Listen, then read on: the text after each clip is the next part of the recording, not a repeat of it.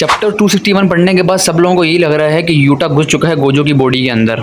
लेकिन wait, Gojo की hope अभी भी अलाइव हैं, क्योंकि कुछ ऐसी कंडीशन मांगा के चैप्टर में बताई गई हैं और कुछ ऐसी थ्योरीज हैं। अगर राइटर इस चीज़ को लिखता है तो गोजो का कमबैक 100% है, लेकिन उसके लिए एक बहुत बड़ा सेक्रीफाइस भी है। उसके बारे में इस वीडियो में बात करेंगे।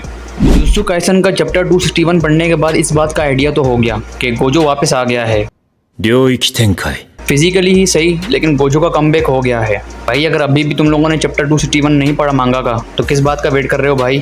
जुजुत्सु काइसन मांगा चैप्टर 260 के अंदर हमने लास्ट टाइम देखा था कि जब यूजी सुकुना का सीना चीर रहा होता है अपने हाथ से, तो सुकुना अपना डोमेन खोलने के चक्कर में होता है। लेकिन वहाँ एक स्मोक देखते हैं, उसके बाद उसे एक पर्सनैलिटी नज़र आती है जिसको स्ट्रॉन्ग घोस्ट नाम से बताया गया और उसकी एक झलक दिखाई गई। उस टाइम तो हम सबको यही लगा था कि Gojo is back, but actually Gojo is back. तो जब उस स्ट्रॉन्गेस्ट घोस्ट का फेस दिखाया जाता है तब मालूम पड़ता है कि भाई ये तो इंजाकू की कोई नस्ल आ गई है।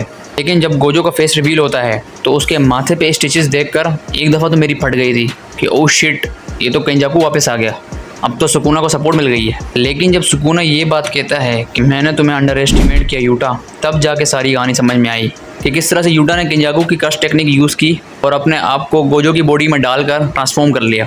क्योंकि चैप्टर 261 के अंदर जब फ्लैशबैक के सीन दिखाए गए तो उसमें ये बता दिया गया वो अभी भी अपने आप को हील कर रहा है। इन चोजों ने गोजो की बॉडी को पूरी तरह से जोड़ने के बाद यूटा से ये कहा है कि तुम गोजो की बॉडी तो यूज़ कर सकते हो, लेकिन गोजो की लिमिटलेस टेक्निक यूज़ नहीं कर सकते, क्योंकि गोजो की लिमिटलेस टेक्निक उसकी 6 आइज से जुड़ी हुई हैं और 6 आइज गोजो की कोई क्रश टेक्निक नहीं बल्कि उसकी बॉडी का हिस्सा है। यानी अगर गोजो ख़त्म तो लिमिटलेस टेक्निक और 6 आइज की पावर भी खत्म। भले ही यूटा ने गोजो की बॉडी को पोजेस कर लिया हो, बॉडी में कन्वर्ट होने के बाद वो गोजो का डोमेन भी यूज़ कर सके, लेकिन 6 आइज ना होने की वजह से वो लिमिटलेस टेक्निक को यूज़ नहीं कर सकता। लेकिन अब बहुत लोगों का सवाल है कि गोजो वाकई में वापस आएगा कि नहीं, क्योंकि जब से चैप्टर 261 के बाद यूटा को गोजो की बॉडी में देखा है, जो एक लास्ट होप थी गोजो को लेकर वो भी खत्म हो गई। लेकिन फ्लैशबैक के अंदर जब यूटा ट्रांसफॉर्म हो रहा होता है गोजो की बॉडी के अंदर, तो कुछ ऐसी बातें बताई गई हैं जिससे अभी भी 80% ये लगता है कि अगर वो बातें सच हो गई तो गोजो का कमबैक कंफर्म है। फ्लैशबैक में जब मांकी यूटा से कहती है कि जब भी तुम किसी की क्रश टेक्निक कॉपी करते हो तो तुम सिर्फ उसे 5 मिनट तक ही कॉपी कर सकते हो, उससे ज़्यादा नहीं कर सकते।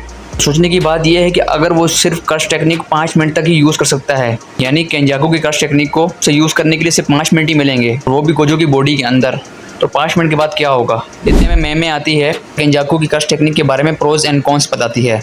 नंबर 1, अगर यूटा केंजाकू की क्रश टेक्निक को यूज़ करते हुए सोल और बॉडी को मेंटेन नहीं कर पाया तो वो मारा जाएगा। दूसरी पॉसिबिलिटी, अगर यूटा अपनी क्रश टेक्निक को उस तरह से यूज़ करता है जिस तरह से वो नॉर्मली यूज़ नहीं करता, तब भी वो मर सकता है। नंबर 3, अगर यूटा अपनी क्रश टेक्निक को लो लेवल एनर्जी पर यूज़ करता है तो वो इमीडिएटली नहीं बट बाद में सही मारा जाएगा। इन तीनों कंडीशंस में यूटा का मरना नेक्स्ट टू पॉसिबल है। लेकिन साथ में ये भी कहा जाता है कि अगर यूटा गोजो की बॉडी में ट्रांसफॉर्म हो गया तो यूटा अपनी क्रश टेक्निक खो देगा और वो हमेशा हमेशा के लिए गोजो की बॉडी में फंस जाएगा, यानी यूटा की अपनी पर्सनैलिटी ख़त्म हो जाएगी। तो इतना तो कंफर्म है कि अगर ये चौथी वाली पॉसिबिलिटी हो गई तो फिजिकली ही सही गोजो का कमबैक हो गया है, क्योंकि गोजो को हम फिजिकली देख सकते हैं। लेकिन अगर रही बात गोजो के ओरिजिनल कमबैक की, तो जुजुत्सु काइसन के सीज़न 2 के अंदर शिबुया इंसिडेंट में जब केंजाकू गेटो की बॉडी यूज़ करके गोजो को कैद कर रहा होता है, उस टाइम गोजो गेटो से बात करते हुए कहता है कि तुम अभी भी मेरी आवाज़ सुन सकते हो, यानी कहीं ना कहीं गेटो की सोल अपनी बॉडी में मौजूद है। और उसके बाद एक सीन दिखाते हैं जहां गेटो अपना ही गला पकड़ लेता है केंजाकू को कुछ करने से रोकने के लिए। तो जो थ्योरीज स्ट्रांगली घूम रही हैं, जिसकी बिना पर मैंने ये वीडियो बनाई है कि अगर गोजो को रिटर्न करना है उसकी अपनी सोल के साथ, तो यूटा को मरना होगा, क्योंकि ये पॉसिबल है कि अगर यूटा गोजो की बॉडी के अंदर मर जाता है तो गोजो की सोल अपनी बॉडी वापस ले लेगी। बट ये तभी हो सकता है अगर गीगी गोजो को वापस लाना चाहे तो।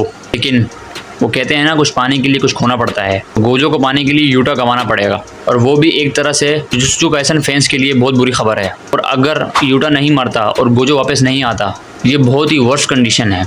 लेकिन अगर गीगी स्मार्टली प्ले करता है कि यूटा वापस से अपनी बॉडी में चला जाए और गोजो अपनी बॉडी में अपनी सोल के साथ उसे ऑन कर ले, क्योंकि रिवर्स क्रश टेक्निक यूज़ करके उसकी बॉडी को हील तो कर दिया गया है। लेकिन अगर गेटो वाली कंडीशन गोजो के अंदर भी पाई जाती है तो शायद ये थ्योरी वर्क कर जाए कि गोजो अपनी बॉडी वापस ले ले। लेकिन एट दी एंड मैं यही कहूँगा कि जुजुत्सु काइसन ने सबसे पॉपुलर और स्ट्रॉन्गेस्ट सोर्सरर्स को, यानी गोजो और गेटो को एक वेपन की तरह यूज़ किया। गोजो तो फिर गोजो है, जो जिंदा था तब भी सबको उसकी ज़रूरत थी, मरने के बाद भी गोजो ही काम आ रहा है। नेक्स्ट वीक मांगा ब्रेक पर गई है, क्योंकि पिछले 3 हफ्तों से मांगा लगातार आई आ रही है।